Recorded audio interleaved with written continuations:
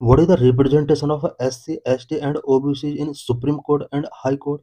In this session, we will discuss actual representation of SC, ST, and OBC in Indian judiciary. We will also discuss why there is a need for diversity in Indian judiciary. Why in news? P. Wilson, Rajya Sabha MP of DMK party, has introduced a private member bill to amend the constitution to bring diversity in judicial appointment and set up regional benches of the Supreme Court. Rajya Sabha MP P Wilson ने judicial appointment में diversity bring करने के लिए and supreme court के regional benches setup करने से related एक private member bill introduce किया है। Social diversity in Indian judiciary. Judiciary does not reflect the social diversity of our country. Indian judiciary India की सोशल डाइवर्सिटी को reflect नहीं करता है।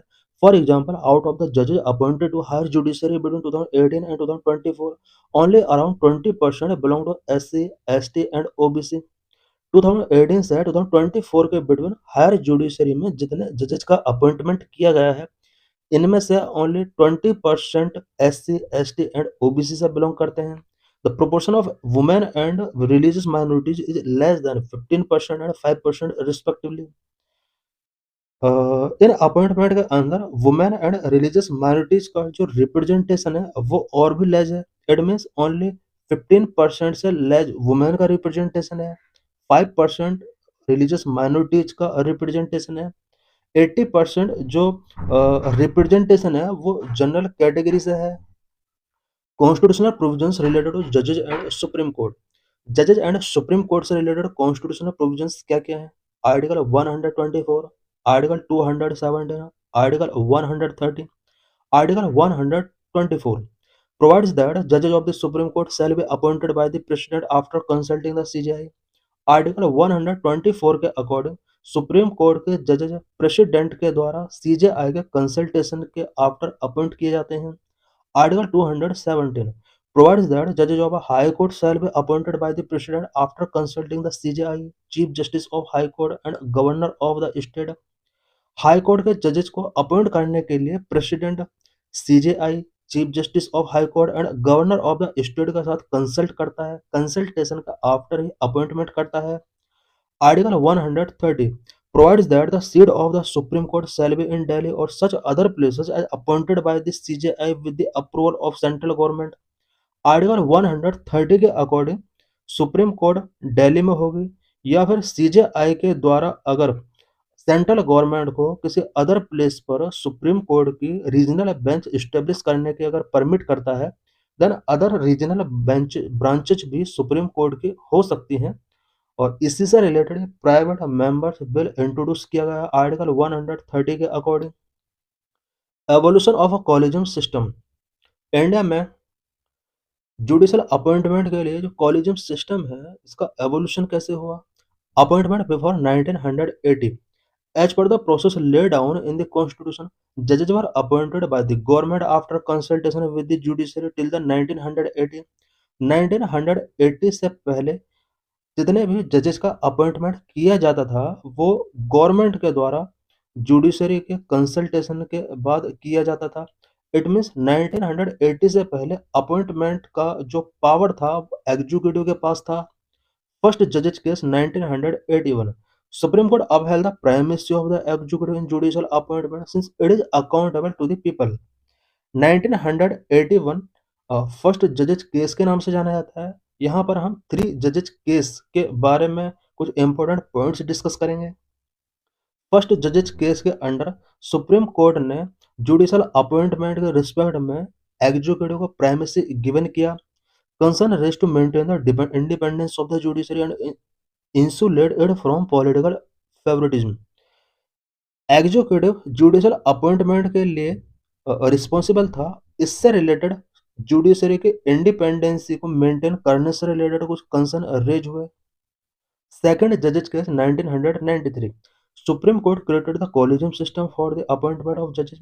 जजेस के अपॉइंटमेंट के लिए सुप्रीम कोर्ट ने कॉलेजियम सिस्टम यहाँ पर क्रिएट किया सेकंड जजेस केस के अंडर। थर्ड जजेस case 1998। This was reaffirmed by the Supreme Court's opinion in the third judges case 1998। Collegium system जो इंट्रोड्यूस किया गया वो सेकंड जजेस केस 1993 में इंट्रोड्यूस किया गया। थर्ड जजेज केस में इसको रीअफर्म कर दिया गया।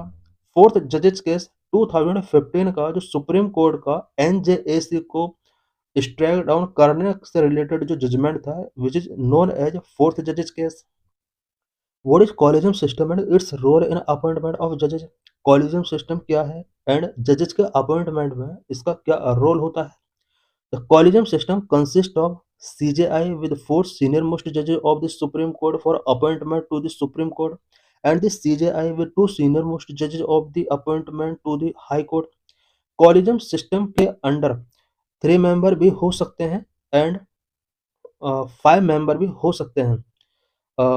हाई कोर्ट के जजेस को अपॉइंटमेंट करने के रिस्पेक्ट में कॉलेजियम के अंडर 3 मेंबर होते हैं, CJI प्लस 2 सीनियर जजेस of supreme court. Supreme court के जजेस के अपॉइंटमेंट के रिस्पेक्ट में कॉलेजियम के अंदर 5 जजेस होते हैं, CJI प्लस 4 सीनियर मोस्ट जजेस of supreme court. The collegium initiate the proposal for appointment of जजेस to the higher judiciary and send the recommendation to the central government. सबसे पहले जजेस के अपॉइंटमेंट से रिलेटेड कॉलेजियम प्रोपोजल इनिशिएट करता है। It means ये जो प्रोपोजल हैं ये सेंट्रल गवर्नमेंट के पास सेंड किए जाते हैं। द सेंटर में return a recommendation in case of any objection, however if the collegium retains the recommendation the appointment should be made. Central government के पास पावर है कि कॉलेजियम के द्वारा जो भी रिकमेंडेशंस मेड किए गए हैं सेंट्रल गवर्नमेंट के बिफोर, सेंट्रल गवर्नमेंट उन्हें ऑब्जेक्ट करके रिटर्न कर सकती है। अगेन कॉलेजियम अगर इन्हें रिटेट करता है जो भी रिकमेंडेशंस हैं, सेंट्रल गवर्नमेंट को अब ये रिकमेंडेशंस फॉलो करने होंगे एंड अपॉइंटमेंट कॉलेजियम के अकॉर्डिंग कंडक्ट किया जा सकता है। Significance of collegium, the collegium system has insured the independence of the judiciary from the executive in matter of appointment. Appointment के रिस्पेक्ट में कॉलेजियम सुप्रीम कोर्ट की इंडिपेंडेंसी को executive से सेपरेट करती है। इट मीन्स जुडिशरी के independency को इसके थ्रू इंश्योर किया गया है। Drawbacks related with collegium, collegium से रिलेटेड ड्रॉबैक्स भी टाइम टू टाइम न्यूज में देखे जा सकते हैं। It has its own drawback like lack of transparency and accountability. ऐसा माना जाता है कि कॉलेजियम सिस्टम के अंदर ट्रांसपेरेंसी एंड अकाउंटेबिलिटी नहीं है। Resentment on account of alleged nepotism in this process, whereby kith and kins of sitting judges are favored for appointment to higher judiciary। ऐसा माना जाता है कि हायर जुडिशरी में अपॉइंटमेंट से रिलेटेड जो भी रिकमेंडेशंस मेड किए जाते हैं वो सिटिंग जजेस के किन या किथ होते हैं, रिलेटिव हो सकते हैं। What was national judicial appointment commission NJAC 99th Constitutional Amendment in 2014? Parliament, through the 99th Constitutional Amendment in 2014, had set up NJAC to provide recommendations to the executive for appointment of judges। जजेस के appointment के लिए executive के recommendations को ensure करने के लिए 2014 में पार्लियामेंट के अंदर 99th कॉन्स्टिट्यूशनल अमेंडमेंट पास किया जाता है। Members, NJSA was to consist of the CJI, two senior most judges, the Union Law Minister, and two eminent person।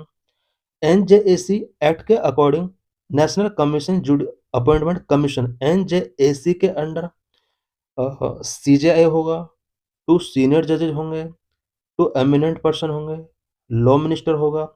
It means यहाँ पर टोटल 6 मेंबर प्रपोज किए गए थे। Stood down by the Supreme Court। NJC was, however, stood down by the Supreme Court in 2015 as it violated the basic structure of independence of the judiciary। 2015 में supreme court को लगा कि NJAC